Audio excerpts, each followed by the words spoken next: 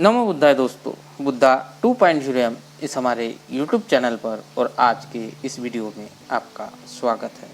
दोस्तों, आज का ये वीडियो धर्म क्या है और धर्म की परिभाषा क्या है, ये हम आज के इस वीडियो के माध्यम से जानेंगे। दोस्तों, धर्म क्या है और सामान्य का अधिकारी कौन है, ये हमें महात्मा तथागत बुद्ध ने बताया है।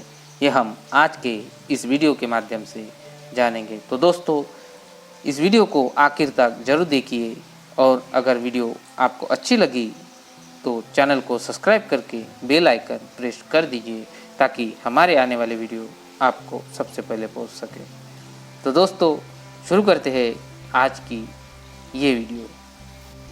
दोस्तों, भगवान बुद्ध का धर्म सांगोपान है, सर्वोत्तम है, बहुश्रुत है, कल्याणकारी है। यह यदि में कल्याणकारी है, मध्य में कल्याणकारी है और अंत में भी कल्याणकारी है। महात्मा बुद्ध ने सर्व प्रकार के अंधकार को अपने आलोक से सर्वथा नष्ट किया है। वे आलोक दीप थे, त्रिलोकनाथ कहलाते हैं। लोकनाथ कहलाते हैं, त्रिलोक दीप कहलाते हैं, जगत आलोक कहलाते हैं। आज भी और उस समय भी बहुत से लोग भगवान की अमृतवाणी से लाभान्वित होते थे और भगवान के संग में प्रविष्ट हो जाते थे।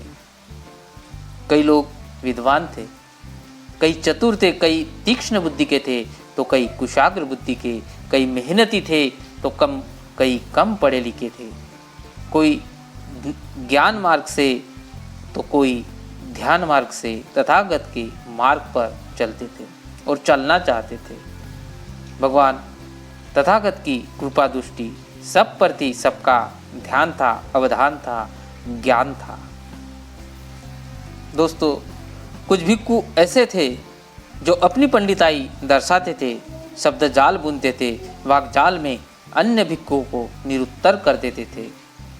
कुछ सीधे थे, सरल थे, अपने ध्यान में मग्न रहते थे, विपश्यना रत करते थे। जीवन के दैनंदिन अनुभव से सीखते थे। वो भगवान के प्रवचनों से उसे प्रलक्षित करते थे, अनुभव करते थे, विचरण करते थे। कुछ भिक्खु भगवान के प्रवचनों को कंठस्थ में माहिर थे तो कई सूत्रों या याददाश्त जबरदस्त थी, बेजोड़ थी। कुछ सूत्र की स्मृति में पिछड़े थे तो कुछ ताप में, तपस्या में, विपस्सना में प्रखर थे। सब तरह के भिक्खु भगवान महात्मा तथागत गौतम बुद्ध के भिक्खु संघ में थे, फिर भी मिलजुल कर रहते थे। भातृत्व का भाव था उन सभी भिक्खुओं में। बंधुता थी, ललक थी, उपेक्षा थी, अपेक्षा थी। कभी कभी भगवान किसी विषय पर प्रवचन देते तो बुद्धिजीवी भिक्खु, पंडित भिक्खु, विद्वान भिक्खु ऐसी धारा प्रवाह विवेचन करते थे कि कम पढ़े लिखे भिक्खुओं के पल्ले भी नहीं पड़ता था। जिस प्रकार वे अपनी पंडिताई छाड़ते थे, दूसरी ओर संसार त्यक्त भिक्खु धम्म के पल्ले नहीं पड़ता था। इस प्रकार वे अपनी पंडिताई छाड़ते थे, दूसरी ओर संसार त्यक्त भिक्खु धम्म और निर्वाण के हृदय गमन में लगे रहते थे। वे धम्म के अभ्यास में ही रमे रहते थे और उन्होंने बहुत कुछ अनुभव कर लिया था अपने जीवन से, अपने अनुभव से। वे पंडित जो भिक्खुओं के इन शब्द डांबरों से, वाकजाल से निकल नहीं पाते थे, उन पंडितों भिक्खुओं के सामने उनका कोई उत्तर नहीं होता था, प्रतिकार नहीं होता था। पंडित भिक्खु कभी कभी भगवान बुद्ध की उपस्थिति में भी ऐसा करते थे। दोस्तों, भगवान दुष्टा थे, समय दुष्टा थे, महाकारुणिक थे। एक दिन सावस्ती के जेतवन में वह प्रवचन कर रहे थे। वे धर्म के मर्म की बात करते थे, उसे समझते थे, समझाते थे। धर्म जीवन के लिए आवश्यक है। एक अच्छे धर्म का पालन प्रत्येक मनुष्य को करना चाहिए। पूजा पाठ कर मंदिर जाना, विहार जाना, वहाँ रमन करना, स्तवन करना, भेंट चढ़ाना कोई धर्म नहीं हो सकता। धर्म की पुस्तक पढ़ना, उस पर टीका लिखना, इसे कंठस्थ करना, उसे गाना सुनना यह धर्म नहीं है। धर्म पुस्तिकाओं में लिखे शब्दों को दोहराना या पढ़ना नहीं है। जो भी हम कर्म करें वह मन से करें, वचन से करें, चित्त से करें, वाणी से करें। शरीर से एक सार होना चाहिए। हमें कहे कुछ और हम कहे कुछ और करे कुछ, यह धर्म नहीं हो सकता है। हमारी कथनी और करनी में अंतर होना चाहिए। चित्त में शत्रुता है और लोगों के बीच उसका आदर करते हैं, यह धर्म नहीं है। पाप कर्म करते हैं, लूटते हैं, झूठ बोलते हैं, चोरी करते हैं, मिथ्याचरण करते हैं, नष्ट करते हैं और भगवान के विहार में जाते हैं, पूजा करते हैं, भली बाती करते हैं। यह धर्म नहीं हो सकता। ये अच्छे कर्म नहीं है। धर्म केवल उपदेश नहीं है, वह आचरण की वस्तु है।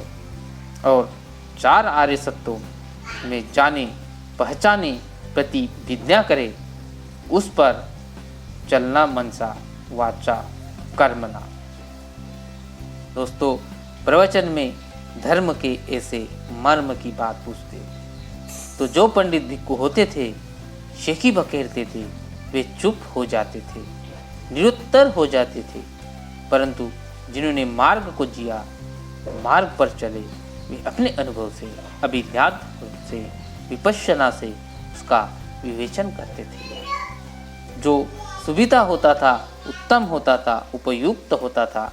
भगवान महाकारुणिक तथागत बुद्ध ऐसे ही एक मौके पर श्रावस्ती के चेतवन विहार में प्रवचन कर रहे थे।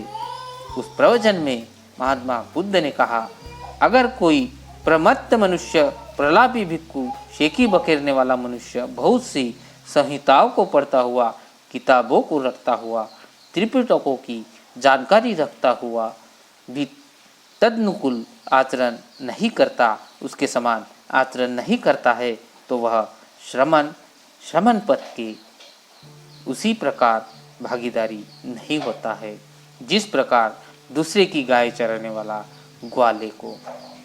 दोस्तों, गायों की गिनने की अलावा उसकी कोई भागीदारी नहीं होती। परंतु यदि कोई धर्मानुसार व्यक्ति थोड़ी सी भी जानकारी रखता है और वह राग, द्वेष और मोह को छोड़कर सम्यक ज्ञानवान और सभी वासनाओं से मुक्त हो जाता है, किसी की चिंता नहीं करता है, तो वह लोक और परलोक दोनों ही जगहों पर श्रमण धर्म का भागीदारी होता है। हे भिक्खुओं, चाहे कोई भले ही बहुत से ग्रंथ का पाठ करने वाला हो, किंतु प्रमाद में पड़े और यदि उसके अनुसार आचरण न करे, तो वह दूसरों की गाय गिनने वाले ग्वाले की भांति श्रमण का अधिकारी नहीं होता है। वही दूसरी ओर चाहे कोई भले ही थोड़े ही ग्रंथों का पाठ करने वाला हो, किंतु धर्मानुकूल आचरण करता हो, राग, द्वेष और मोह को छोड़कर सचेत और मुक्त चित्त वाला हो तथा इस लोक या परलोक में कहीं भी आसक्ति ना रखता हो, तो वह श्रमण का अधिकारी होता है।